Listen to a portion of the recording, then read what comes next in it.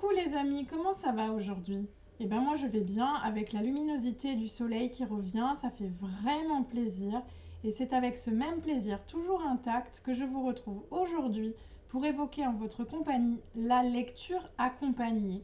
Je fais tout simplement allusion au moment de convivialité et de partage que vous passez avec vos enfants lorsque vous leur racontez une histoire, que ce soit en journée ou le soir au coucher. Raconter une histoire à ses enfants, c'est non seulement partager avec eux un moment de convivialité, mais aussi contribuer à leur bon développement. Pour être sûr de faire les choses correctement, pour être sûr de permettre à chacun de tirer profit d'un tel moment, je vais vous donner 5 petits indices. Le premier indice que je vais vous donner, c'est que lire un livre, ce n'est pas seulement lire le livre, c'est aussi le regarder. Avant de commencer à lire l'histoire, regardez la couverture, montrez-la à vos enfants, posez-leur la question, de quoi va parler le livre? Qu'est-ce qui va se passer? Cela va leur permettre de laisser libre cours à leur imagination. Ensuite, au fur et à mesure de l'histoire, au fur et à mesure des pages, tâchez de poser des questions à l'enfant pour interagir avec lui. Les questions que vous lui poserez seront bien sûr adaptées à son âge. Vous pouvez lui poser des questions directes. Où est l'ours? Qu'est-ce que la maman est en train de faire? Ou alors des questions plus ou moins un peu plus indirectes. Comment se sentent les personnages, par exemple? Vous pouvez lui permettre de développer son attention en lui posant une question en lien direct avec ce que vous venez de lire, avec le passage sur lequel vous venez de vous arrêter. Il faut tâcher de lui expliciter les mots qu'il ne comprend pas ou de lui faire deviner le sens d'un mot en se servant de l'image pour lui donner des indices.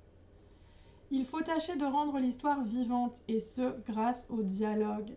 Pour lire un dialogue, n'hésitez pas à prendre des voix différentes, comme par exemple la grosse voix du grand méchant loup ou la petite voix de la petite fille. Lorsque l'histoire est terminée, ne vous contentez pas de refermer le livre et de le ranger. Continuez à interagir avec l'enfant, demandez-lui de vous dire ce qu'il a aimé ou moins aimé dans l'histoire. Permettez-lui de formuler une opinion. Demandez-lui ce qu'il peut imaginer à la suite de l'histoire, ce qu'il peut se passer après.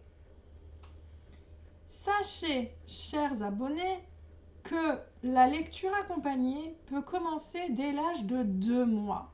Comme on le verra dans une vidéo consacrée à la littérature jeunesse, il existe des livres pour les tout jeunes bébés. À partir de 2 mois, la lecture accompagnée, à condition de ne pas tomber dans la surstimulation, commence à être efficace. Et elle ne s'arrête pas au CP lorsque l'enfant apprend à lire, acquiert la capacité de lecture. Il est conseillé, il est recommandé de la poursuivre jusqu'à l'entrée en 6e de vos enfants.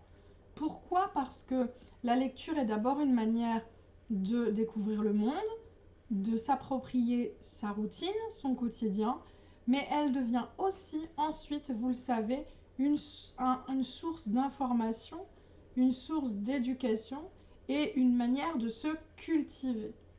Il aura plus facile de découvrir le monde avec vous, votre enfant. Il verra les choses plus larges, sa curiosité n'en sera que mieux satisfaite. Voilà, j'espère que cette courte vidéo sur la lecture accompagnée vous aura été utile. J'espère qu'elle vous donnera envie de partager de tels moments avec vos enfants. Si vous avez des questions, n'hésitez pas. Si vous avez l'envie de me voir aborder d'autres thématiques, sentez-vous libre de me le faire savoir par mail ou dans un petit commentaire. Comme on dit, plus on est de fous, plus on rit. À bientôt pour de nouvelles considérations littéraires. Bonne fin de journée, bon week-end.